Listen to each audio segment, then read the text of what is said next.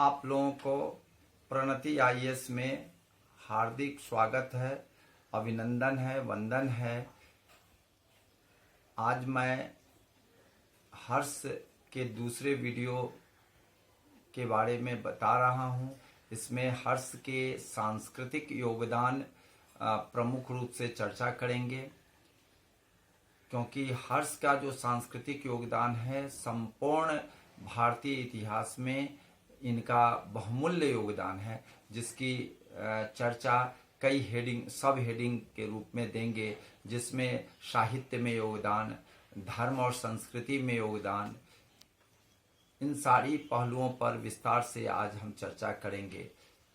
एक प्रश्न हमारे जो वीडियो देख रहे हैं, यूट्यूब वीडियो देख रहे हैं, उसमें एक प्रश्न आया था कि हर्ष का सिग्नेचर, हर्ष का जो हस्त लिखित सिग्नेचर है, हस्ताक्षर जिसको हम लोग कहते हैं, वह किस में है।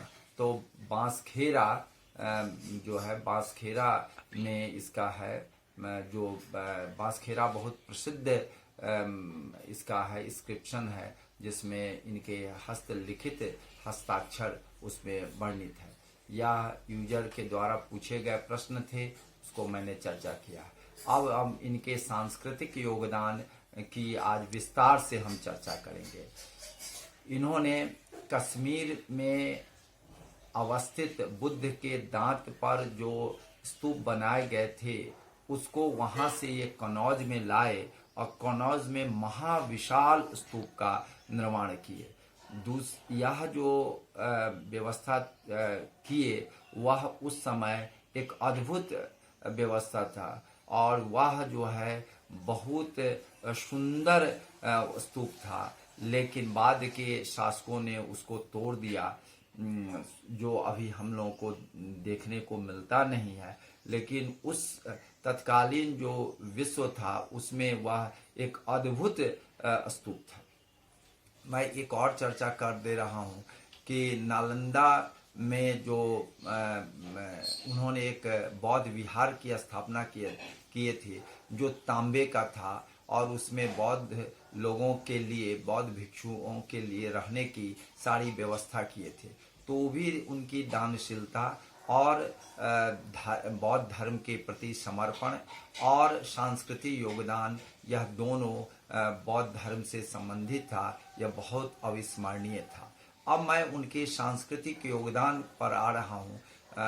मैंने पिछले वीडियो में बताए थे कि उन्होंने 3 नाटक लिखा था, और तीनों नाटक विश्व प्रसिद्ध हुआ, जिसमें आपको नागानंद, जिसके बारे में मैंने विस्तार से पिछले वीडियो में बतलाया था। नागानंद, नागों का आनंद, क्योंकि नाग लोगों को प्रत्येक दिन अपना एक बच्चा देना पड़ता था। तो जब उससे जीवित वाहन मुक्ति दिलवा दिए, तो इसलिए उस पुस्तक का नाम नागों का आनंद, मीन्स अब उनके बच्चे नहीं जाएंगे भोजन के रूप में, वह गरुड़ के भोजन के रूप में नहीं जाएंगे, इससे मुक्ति मिली। इसीलिए वह पुस्तक का नाम हुआ नागानंद, नागों का आनंद। तो यह बहुत प्रसिद्ध पुस्तक है। और दूसरी उनकी रत्नावली जो है, वह भी बहुत प्रसिद्ध पुस्तक थी, जो और प्रियदर्शिका। ये दोनों पुस्तकों में कहीं न कहीं वत्सराज उदयन की चर्चा है। और उदयन जो थे, वत्सराज थे, कौशाम्बी उनकी राजधानी थी। और वह दोनों पुस्तकों में उनकी प्रणय गाथा की चर्चा है। राजा उदयन रत्नावली से जो प्रणय करते हैं, प्रेम गाथा जो है, उसकी चर्चा रत्नावली में है। और प्रियदर्शिका में, प्रियदर्शिका से जो प्रणय कथा की चर्चा है, इसलिए वह प्रियदर्शिका की चर्चा है। लेकिन दोनों में राजा उदयन की है। और राजा उदयन वत्सराज, जो 16 महाजनपद के एक राजा थे, वत्सराज, वह वत्स राज के वह राजा थे, और उनकी राजधानी कौशाम्बी थी। तो यह तीनों पुस्तक बहुत महत्वपूर्ण है। बहुत सारे पीसीएस में एक प्रश्न और भी पूछा जाता है कि रत्नावली और प्रियदर्शिका कितने अंकों में है। तो यह आपको याद रखने योग्य है, जो 4-4 अंक में है, और नागानंद जो है वह 5 अंक में है। इसको ध्यान रखेंगे, क्योंकि आज कथा वस्तु तो पूछी ही जाती है, अब ये भी पूछा जाने लगा है कितने अंक में है। अंक कहीं वह संस्कृत ग्रंथों में कहीं अंक के रूप में आएंगे, कहीं आपको पर्व के रूप में आएंगे, कहीं कांड के रूप में आएंगे, कहीं उच्छ्वास के रूप में आएंगे। तो इस तरह से जो हम लोग आजकल अध्याय के रूप में पढ़ते हैं या पाठ के रूप में पढ़ते हैं कि पाठ 1 2 3 4 करके पढ़ते हैं, या अध्याय 1 2 3 4 करके पढ़ते हैं, अंग्रेजी में लेसन 1 2 3 करके 4 करके पढ़ते हैं। तो यह जो है उस धार्मिक पुस्तकों में, खास करके साहित्यिक पुस्तकों में, संस्कृत ग्रंथों में या तो पर्व के रूप में है, या कहीं कांड के रूप में है, कहीं उच्छ्वास के रूप में है, तो कहीं अंक के रूप में है। तो यह ध्यान रखेंगे, ये भी अध्याय की तरह है, पाठ की तरह है, और इसकी संख्याएं भी पूछी जाती है। तो रत्नावली और प्रियदर्शिका 4-4 है, यह ध्यान रखेंगे। और दोनों में राजा जो कथा वस्तु है, जो नायक है, वह नायक, दोनों के नायक आपको उदयन है जो वत्सराज हैं, और उनके 4-4 अंक है, और 5 जो हैं सो आपको जो अभी हमने चर्चा किया है, 5वां जो है आपको नागानंद है, जो नागों का आनंद इसका अर्थ होता है। इसके बारे में आपने जाना। मैं आपको बता रहा हूँ कि वानभट्ट आरा जिला बिहार के रहने वाले थे। उन्होंने 2 पुस्तकों की रचना की थी, और जो राज पुरोहित थे, हर्षवर्धन के मित्र भी कहे जाते थे। हर्षवर्धन के वह राज पुरोहित भी थे, और हर्षवर्धन के बहुत करीब थे, और कहा जाता है कि कहीं न कहीं वानभट्ट का ही प्रभाव था, जो हर्षवर्धन जैसे राजा को उन्होंने संस्कृत नाटक लिखने के लिए प्रेरणा दी, और वह 3 नाटक जो काफ़ी प्रसिद्ध हुआ, वह 3 नाटक खुद लिखे। पिछले वीडियो में मैंने बतलाया था कि यह तीनों नाटक को वो में पात्र के रूप में, नायक के रूप में वह खेलते थे, और लोग काफ़ी धैर्यपूर्वक, बड़ा संयम रूप से देखते थे कि हमारा राजा किस तरह से नाटक करते हैं। उस समय नाटक जो आज सिनेमा का रोल है, हमारे समाज में सांस्कृतिक योगदान है, या हंसी खुशी के लिए हम लोग आनंद के लिए जो सिनेमा देखते हैं, वो उस समय सिनेमा की तो कोई बात नहीं थी। वह आज जो सिनेमा का रूप है, वही रूप उस समय नाटक का था। तो एक राजा के द्वारा नाटक में अभिनय किया जा रहा है, वह तो और कौतूहल का विषय था, आकर्षण का विषय था। और खास करके वह तीनों नाटक खुद राजा के द्वारा लिखा गया है। ये भी एक बहुत बड़ी बात थी। मैं आपको बता रहा हूँ, उनके तरक नाम के एक ज्योतिष थे, जो राज ज्योतिष कहे जाते थे।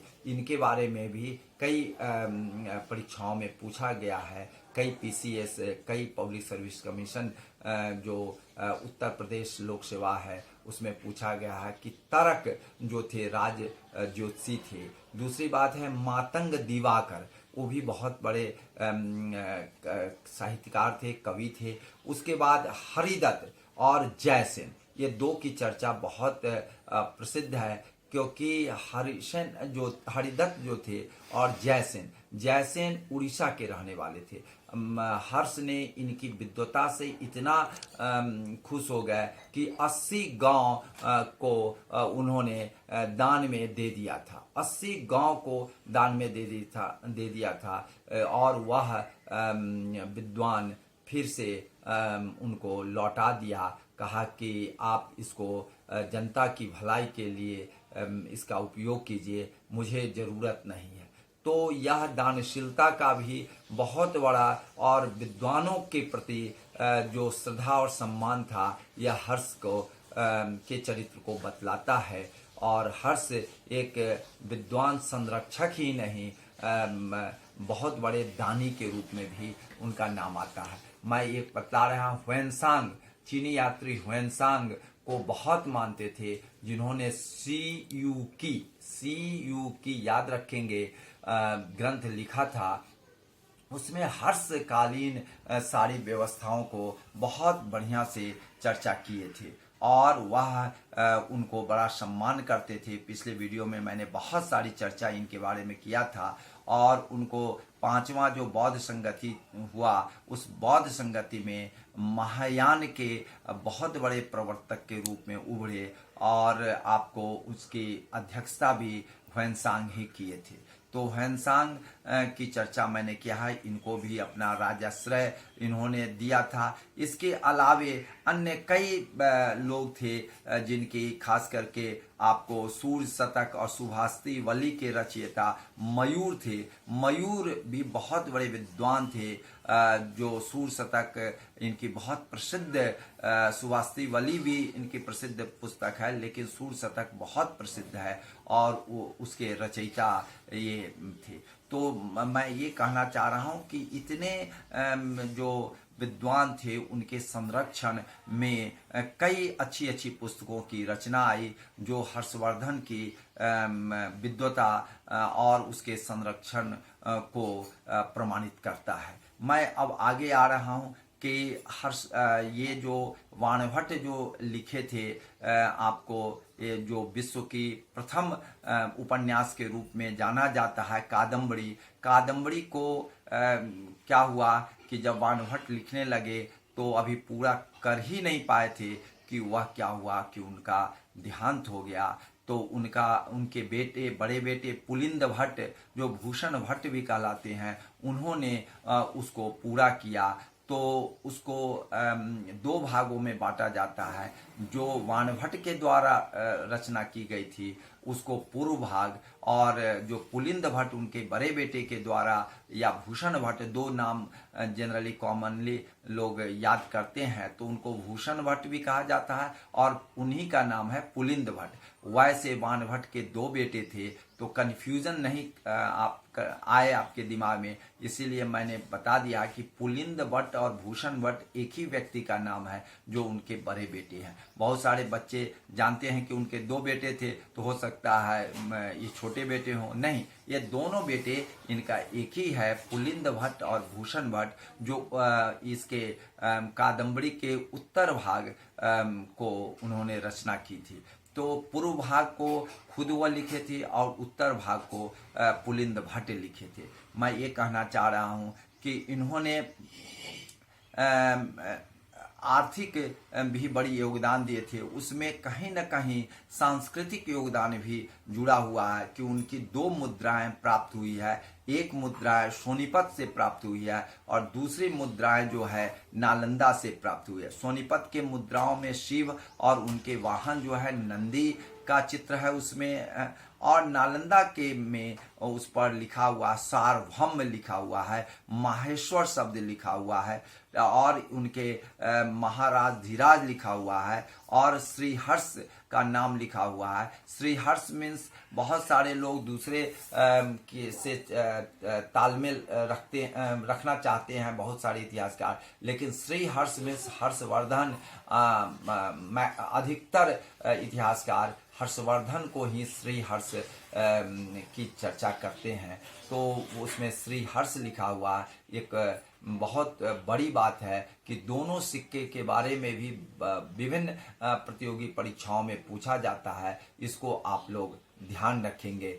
मैं एक बात बता दे रहा हूँ कि इन्होंने इसके अलावे मैं एक चीज बताना चाह रहा हूँ कि मालवा के जो राजा थे, जो इनके भाई, बड़े भाई राजवर्धन को खास करके बंगाल के गौर शासक जो थे वह शशांक और वह दोनों मिल करके दूरभिसंधि करके अपने बीच धोखे से दुरभिसंधि में होता है धोखा से संधि करना। उन गौर के शासक बंगाल के जो थे वह शशांक वह उसने कहा कि आपका हम सम्मान करते हैं और आपको हम बहुत सारे स्वर्ण मुद्राएं आभूषण और अपनी बेटी से शादी करने का उन्होंने ऑफर दिया।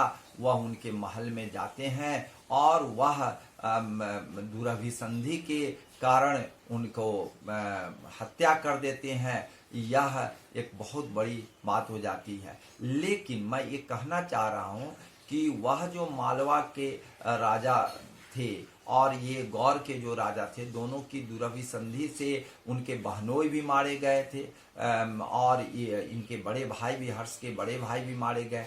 लेकिन वो मालवा के दो उनके सौतेले जो भाई थे, ठीक है ना, कुमार गुप्त और माधव गुप्त, दोनों को उन्होंने बचपन से ही संरक्षण दिया था। और यह जानकर के और भी आपको अच्छा लगेगा कि भंडी उनके ममेरे भाई थे।